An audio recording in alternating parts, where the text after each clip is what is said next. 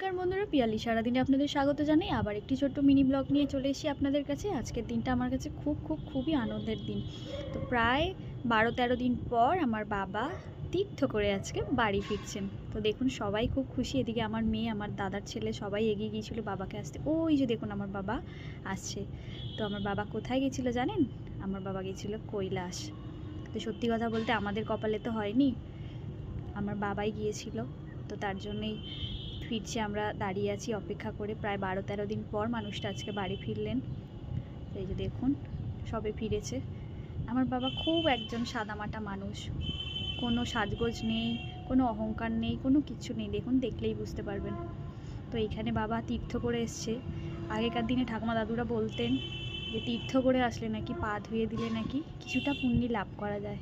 তো বাবা তীর্থ করে এসছেন, তার জন্যই যে দেখুন আমি পাটা ধুয়ে দিচ্ছি বাবার। আমরা সবাই খুব শিব ভক্ত জানেন, আমার বাবাকে দেখেই আমরা শিখেছি শিব ঠাকুরকে পুজো করা, শিব ভক্ত হওয়া। আমার বাবা প্রচণ্ড শিব ভক্ত। তো এই যে দেখুন আমি পাটা ধুয়ে দিলাম। তারপর আমার দাদার ছেলে অরিজিৎ, ও আমার বাবার পাটা ধুয়ে দিচ্ছে সুন্দর করে। তারপর এখানে আমার মেয়ে ক্যামেরা ধরেছিল। এটাও একটা কপাল লাগে, বুঝতে পেরেছেন? তো এই যে আমার মেয়ে তারপর পাটা ধুয়ে দিচ্ছে আমার বাবার। দেখুন খুবই সাধারণ একটা মানুষ, যতই দেখি ততই অবাক হই। আর সত্যি কথা মানে আমার মানে কি, আমি কপাল করেছিলাম যে এই মানুষটা আমার বাবা রূপে আমি পেয়েছি। এই মানুষটাকে যতই দেখি ততই অবাক হই। তো এই যে দেখুন, যাই হোক ব্লগটা এখানেই এন্ড করলাম। দেখা হবে নেক্সট কোনো মিনি ব্লগে। টাটা।